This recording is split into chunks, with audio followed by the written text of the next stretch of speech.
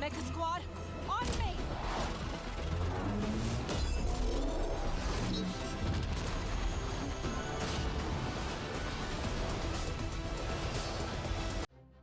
Hey guys, my name is Shermie. I have a lot of different names and I just really like lore. The day is finally here. D.mon's hero trailer and her comic have released. So I'm going to be talking about both in this video and pointing out the little lore details, but also the most important things, and we're going to be splitting it down the middle. So I'll be talking about the hero trailer first, and then I'll be getting into the comic. I wanted to do both these at the same time because, well, they released at the same time, but also to have it as just one central hub for whatever you guys want to hear about. So, yeah. I have a little bit more to say about the future of everything, aside from D.mon, but we'll be getting into that later. Anyways, if you like this kind of stuff, don't forget to like and subscribe, and let's get started by dissecting and talking about D.mon's hero trailer. So, in the hero trailer itself, it shows the initial attack of the Junkers on Busan. This has been a long-running thing in the lore ever since Season 1, where Mauga was sent to Junkertown to basically convince the Junkers to work with Talon. Now, we know this was a success through a couple in-game interactions in Season 3, specifically with Junker Queen and Vendetta, but also with Junker Queen and Mauga, where he did prove himself, and they got that connection going. Another thing people might be confused with before we get too deep into this is what's up with the airship. Now, that airship is Junkrat's treasure from way back in Overwatch 1. For those who don't know, Junkrat had a treasure that he always talked about back in the day, and in the short story A Friendly Rivalry, it's revealed he was talking about this airship, hidden deep in the Junker Omnium. Now, the Queen basically took it and has made it into a full-on Junker warship, it seems like, as well as smaller airships around it, which they didn't used to have. So yeah, it looks like the Junkers are a force to be reckoned with once again. But the hero trailer continues on, and we get to see D.mon in action. Something to point out with D.mon is, we're not going to be talking about her kits, but I do want to mention how the shield is assumedly gone, or at least retractable, and she just has the sword now. That was something from old concept art that she used to have, but seems to have been changed.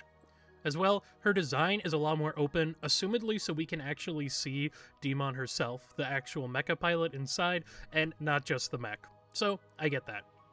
Anyways, as it goes on, we get to see Wrecking Ball is important finally. I was really happy to see that Ball is going to be, well, utilized in any way, and here we see he's attacking the bridge. It makes a little bit more sense now why the developers kind of highlighted the bridge in the distance being destroyed on the Busan rework at the OWCs, but now that we actually see it in action, we see Wrecking Ball can basically take on at least one or two of the mecha pilots on his own.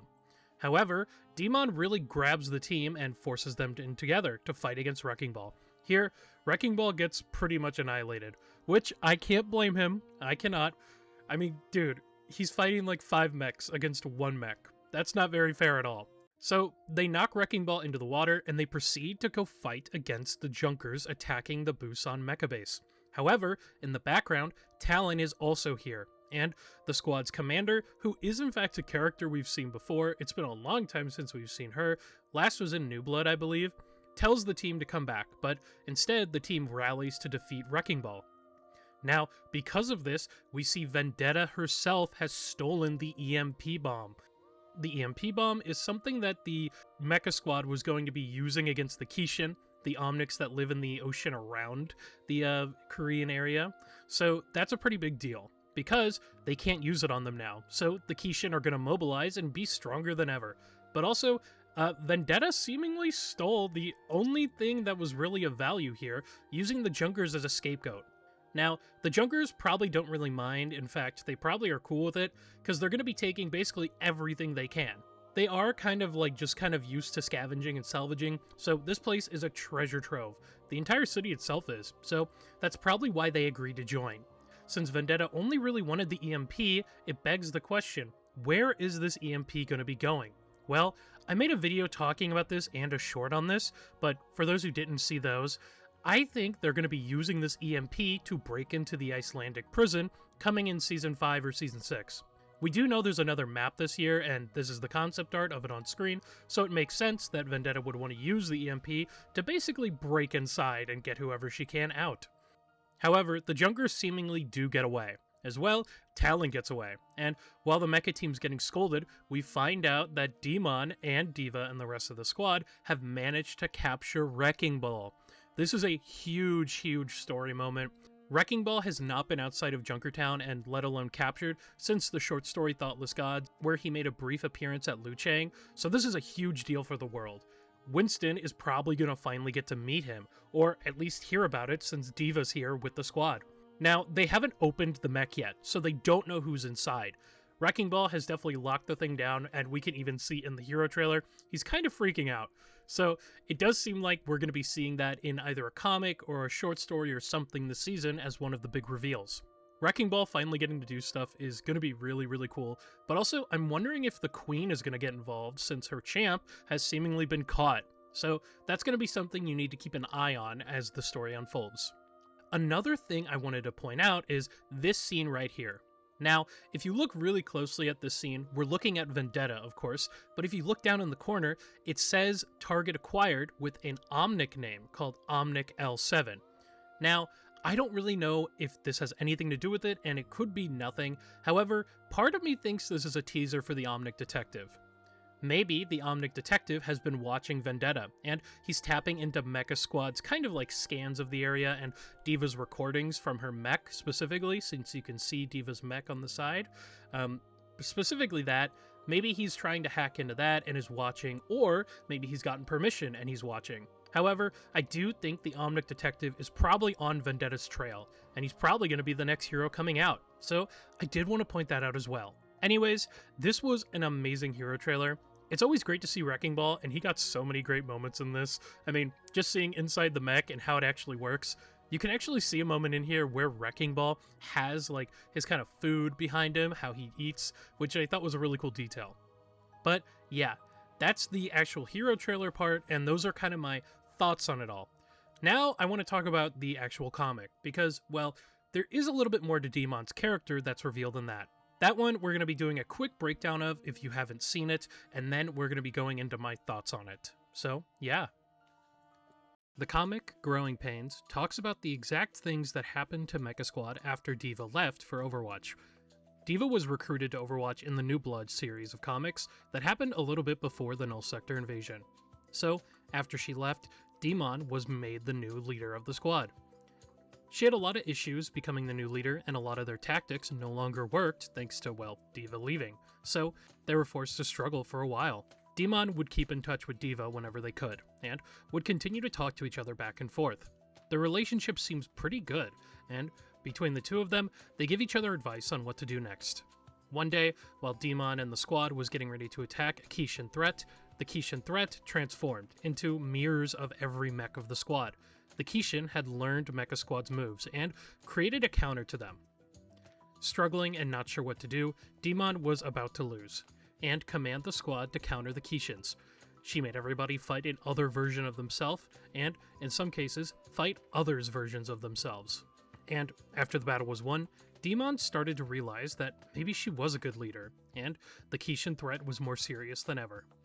The EMP bomb was getting ready to be made. The attack that was going to happen on the Kishin was going to be the #1 important thing. She was afraid to mess that up, but now, with D.va helping her in the background, but also her squad really helping her and cheering her up, she didn't feel as alone anymore. She finally felt like she could be the leader that everyone needed. All the while, a new threat was on the horizon. The Junkers, and, of course, Talon.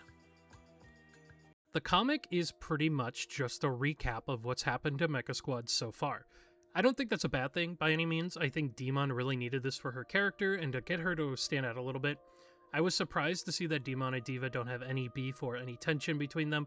I was kind of expecting that just from the outcome of everything and also just where I thought the characters would go, but it's pretty cool to see that they're pretty good friends still. This doesn't really answer any of the questions as to why D.va's back with Mecha Squad. I'm going to assume that's going to be answered in Overwatch Undivided of all places, but that's going to be my guess. As for the comic itself, it was cool to see the Kishin again. The last time we got to see the Kishin was in New Blood, same as with the Mecha Squad themselves, so it was just good to get them as well. Especially seeing the other three mecha pilots, I love seeing them, and getting to more images of them in particular was just pretty great to see. But overall, I think the comic was pretty good. I think I prefer the hero trailer for the actual story of what's going on in the present, but comic was very important to D.mon's character after all, and getting a better perspective on not just D.mon and D.va's relationship, but kind of little hints at how everything's going after D.va left, because that was a big question mark. We just weren't really sure with how everything was going after D.va left, and it's pretty cool to finally get that here. The comic itself was pretty short and sweet, and once again done by Val, which was really cool to see. My only other real thoughts on this comic are really just two. One, showing the EMP bomb again here, or even getting it involved at all, shows that whatever happens with the Kishin here will probably have ramifications for maybe next year or the year after. I could see a Kishin hero being in the pipeline or getting more of a focus on them, or alternatively, maybe we get another mecha pilot. I feel like this storyline has been set up to be an ongoing thing again, and I was kind of worried it was going to be forgotten. But yeah, just kind of glad to see that isn't left behind. The other thing that I think is set up here and is important to bring up is Roadhog and Junkrat. They are in this comic, so it does seem like they are with Junker Queen and Wrecking Ball.